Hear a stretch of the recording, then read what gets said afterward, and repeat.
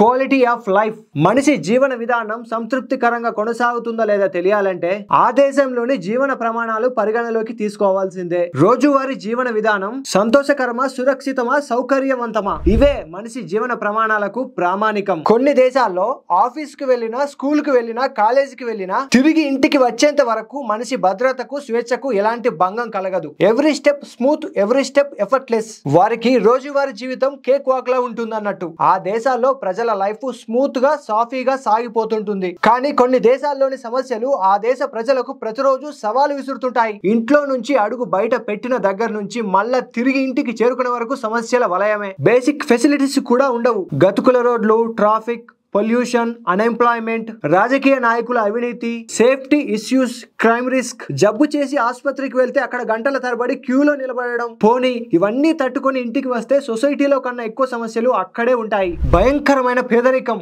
తిండికి బట్టకు నోచుకొని జీవితాలు, జీవనం కష్టమనే భావన ప్రతి దశలోని కలుగుతుంటుంది. మరి ప్రపంచవ్యాప్తంగా ఉన్న దేశాల క్వాలిటీ ఆఫ్ లైఫ్ గురించి నింబియో అనే ఒక సంస్థ లిస్ట్ తీసింది. ఈ లిస్టు లో మన దేశం ర్యాంకు ఎంత ఓసారి పరిశీలిద్దాం. నింబియో లిస్టు ప్రకారం కొన్ని సాధారణ దేశాలు కూడా ఆశ్చర్యపరిచే విధంగా టాప్ 10 లో చోటు దక్కించుకున్నాయి. ప్రపంచంలో పలుకుబడి ఉందని చెప్పుకునే కొన్ని పెద్ద దేశాలు అట్టడుగు స్థానంలో నిలిచాయి. ఉత్తమ జీవన ప్రమాణాలు కలిగిన టాప్ 10 దేశాలు ఏవంటే, ఈ లిస్టులో అత్యధిక స్కోర్ సాధించి టాప్ 1 లో నిలిచింది లగ్జంబర్గ్. ఆ దేశం 218 పాయింట్లతో టేబుల్ టాపర్ గా నిలిచింది. ఆ దేశ ప్రజలు ధనవంతులవడం, సేఫ్టీ అండ్ సెక్యూరిటీ, పబ్లిక్ సర్వీసులు లగ్జంబర్గ్ ని టాప్ లో నిలిపాయి. ఇక 2, 3 స్థానాల్లో నెదర్లాండ్స్, డెన్మార్క్ నిలిచాయి. ఆశ్చర్యకర విషయం ఏంటంటే ఒమన్ కూడా టాప్ 10 లో చోటు దక్కించుకుంది. ఇది నాన్ యూరోపియన్ కంట్రీ అయినప్పటికీ 215 స్కోర్ సాధించింది.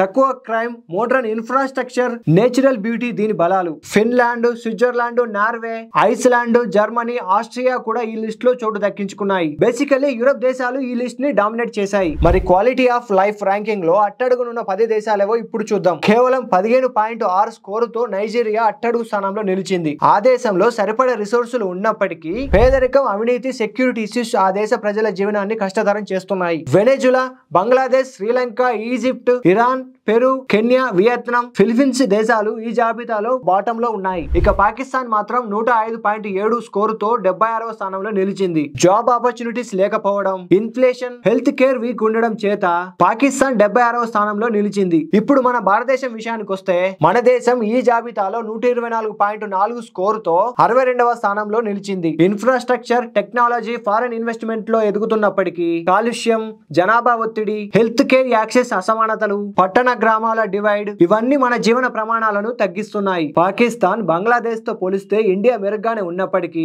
కానీ గ్లోబల్ యావరేజ్ కి ఇంకా రీచ్ కాలేదు. మరి మీరేమంటారు? ఇండియన్స్ లైఫ్ క్వాలిటీని ఇంప్రూవ్ చేసుకోవడానికి ఎలాంటి మార్పులు అవసరం అనుకుంటున్నారో కమెంట్స్ లో తెలియజేయండి. ఈ వీడియో నచ్చితే లైక్ చేయండి, మీ ఫ్రెండ్స్ అండ్ ఫ్యామిలీ మెంబర్స్ కి షేర్ చేయండి. అలాగే మా ఛానల్ ని సబ్స్క్రైబ్ చేసి మాకు సపోర్ట్ చేయండి.